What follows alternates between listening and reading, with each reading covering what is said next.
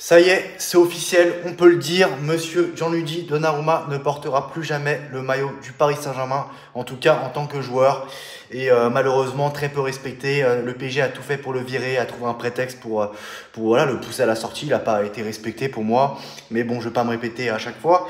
Voilà, des clubs de Première Ligue sont intéressés. Donc c'est ses destinations favorites, c'est les seuls clubs en Europe qui peuvent assumer son salaire et voilà, donc le PSG qui voulait pas augmenter son salaire, etc., etc. On va pas revenir là-dessus, on s'est répété pas mal de fois sur ça. Sinon, Donnarumma a liké un post Instagram d'un compte fan du PSG.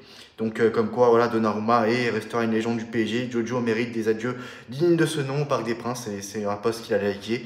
Donc voilà pour Donnarumma et on va parler d'un autre joueur, sinon l'Inter Milan qui se positionne sur la cléouche, le PSG qui était aussi intéressé par le Monégas, donc sinon un autre grand club européen est sous le dossier, on ne sait pas de quel club il s'agit. AS Monaco demandait 110 millions d'euros jusque là pour son meneur de jeu. Alors je ne sais pas si c'est un coup de l'entourage, d'agent de Akliouche ou de Monaco, tout simplement pour faire bouger les choses du côté du PSG. Mais sinon, il pouvait très bien faire une saison de plus à Monaco. Monaco qui va jouer, qui va disputer avec des champions. Donc à voir ce qui va se passer. Sinon, le PSG se montre très intéressé pour Rodrigo. Mais Rodrigo, le Real Madrid a fixé un prix de plus de 100 millions d'euros pour s'attacher les services de Rodrigo. Donc voilà, 100 millions d'euros pour Rodrigo.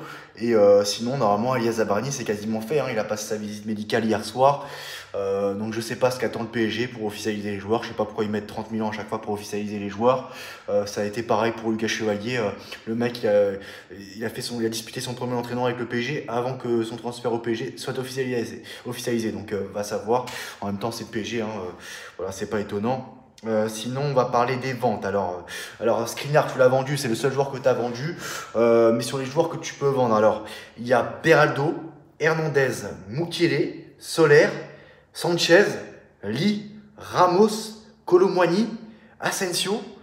Et voilà, donc ça fait quand même pas mal de joueurs. Il reste même pas 3 semaines de mercato. Et t'as vendu que Skriniar.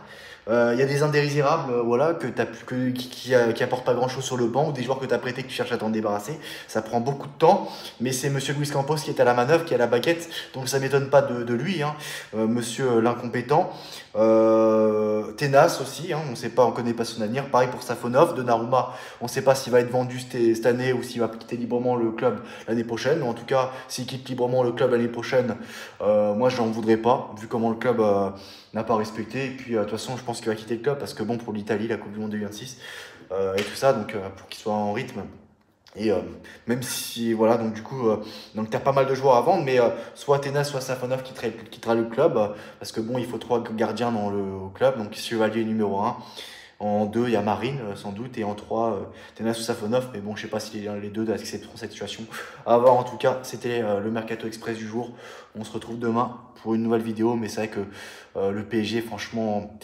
Là, ça parle du Ballon d'Or, Hakimi, Dembélé, c'est tout un bordel, tout un bazar. Le Chevalier, Donnarumma. Le PSG prend une mauvaise direction en tout cas. Le PSG n'arrive pas à gérer cette après-Ligue des Champions, on dirait. Et c'est pas la première fois que je le dis. À très bientôt, ciao.